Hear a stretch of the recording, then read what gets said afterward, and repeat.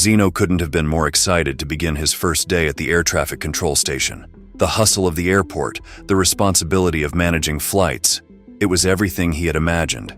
But what he didn't expect was that on this very shift, he'd face a situation that would shake him to his core. A plane had deviated from its flight path, zigzagging dangerously through the sky, creating one precarious situation after another. The events of that day would etch themselves into the minds of all who were there. Zeno, though powerless to intervene directly, couldn't sit idle. His eyes were glued to the radar, retracing the erratic path of the rogue aircraft. What was driving the bizarre movements? What had Zeno figured out? And more importantly, would they be able to guide everyone to safety?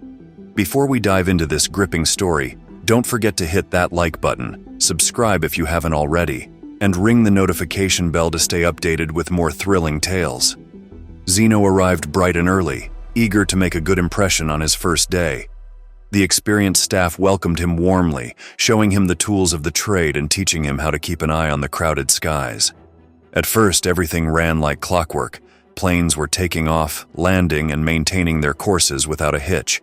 Zeno was keeping pace with the demands of the job, feeling confident in his new role.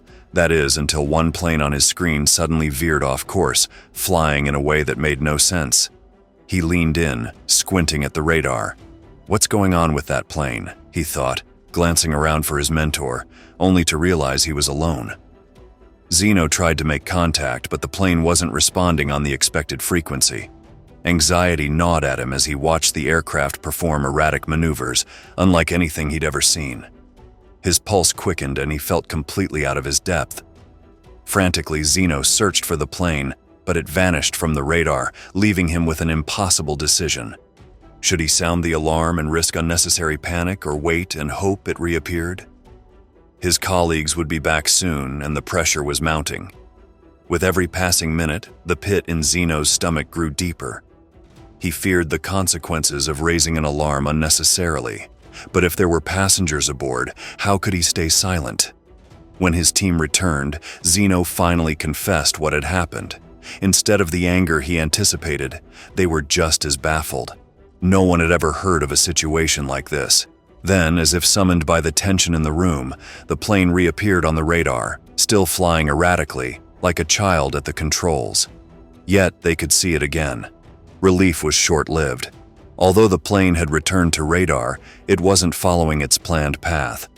Instead of a gradual curve, it continued straight, directly into the path of another plane. The tension spiked. If either of the aircraft didn't adjust their course, a collision was inevitable.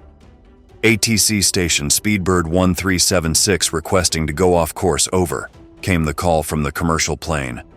Zeno's mind raced. Should he authorize the plane to divert, or should he wait for more information? ATC station, do you read? Time was running out. The planes were seconds from disaster, and then, as if guided by some unseen force, the erratic plane swerved sharply, executing a U-turn. Everyone in the control room was now glued to the radar. They quickly cleared the airspace, rerouting nearby flights and ensuring the safety of all. Thanks to quick thinking, disaster was averted, but the mystery of the strange plane lingered. What could have caused such unpredictable behavior, and would they ever find out who, or what, was at the controls? They still had no clear explanation for why the plane was behaving so erratically, but one thing was certain: they had to act fast. Zeno suggested contacting the Air Force, realizing there was no way they could land the plane safely under the current conditions. His mentor and colleagues agreed. The possibilities were grim. Either the plane had been hijacked or the pilot was incapacitated. The Air Force quickly dispatched a fighter jet to intercept the rogue aircraft and try to bring the situation under control. Despite repeated attempts, however, the fighter jet couldn't establish any control over the unpredictable plane. As the situation escalated, Zeno became more convinced the plane had been hijacked. But then, something caught his eye. He had to double-check before raising the alarm, but there it was. A signal was coming through on the frequency. The rogue plane's pilot could hear Zeno and the control tower, but wasn't responding. The silence was deliberate, which usually only meant one thing: a hijacker was in control. Fortunately, Zeno's colleagues soon confirmed that there were no passengers on board. Though it didn't lessen the seriousness of the situation, it gave them more flexibility in how they could respond. The military sent more jets into the sky, attempting to get as close as possible to the plane in hopes of identifying the pilot and taking appropriate action. Then, out of the blue, Zeno's radio crackled to life. It had been silent for so long that the sound startled him. He quickly looked around to see if anyone else had heard it. Unsure of how to proceed, he called over Rob, a colleague who had helped him earlier, and explained what he had just heard. Rob's eyes widened. "Are you sure that's what you heard?" he asked. Zeno nodded, absolutely certain. Rob didn't hesitate. He sprang into action, recognizing how critical the moment was. He needed to inform the military immediately, especially because what Zeno had heard on the radio changed everything.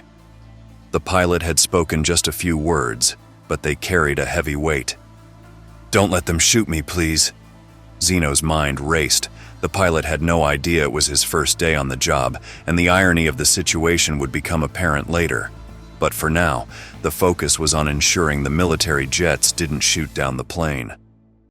Rob relayed the message to the fighter pilots just in time. They had been on the verge of taking drastic measures. Rob, however, wasn't convinced the plane had been hijacked after all.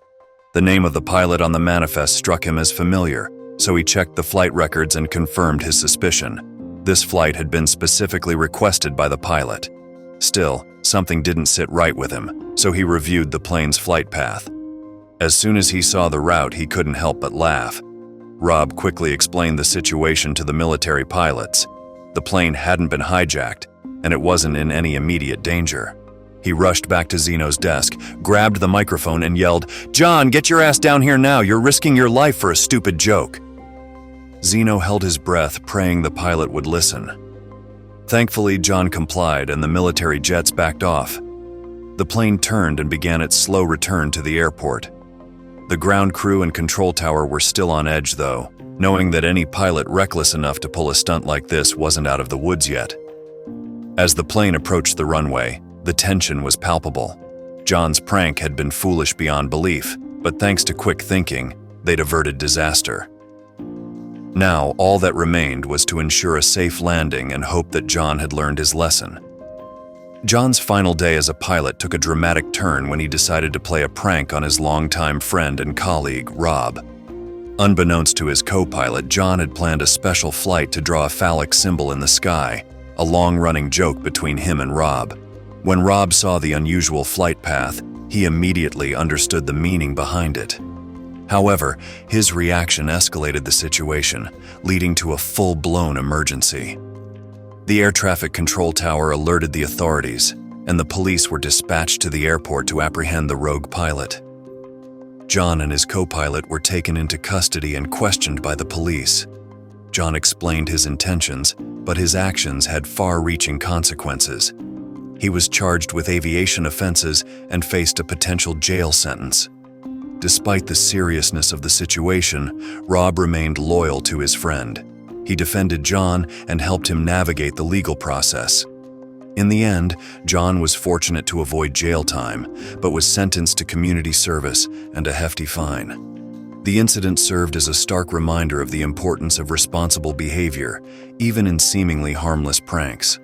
While John and Rob remain friends, the prank will undoubtedly be a topic of conversation for years to come.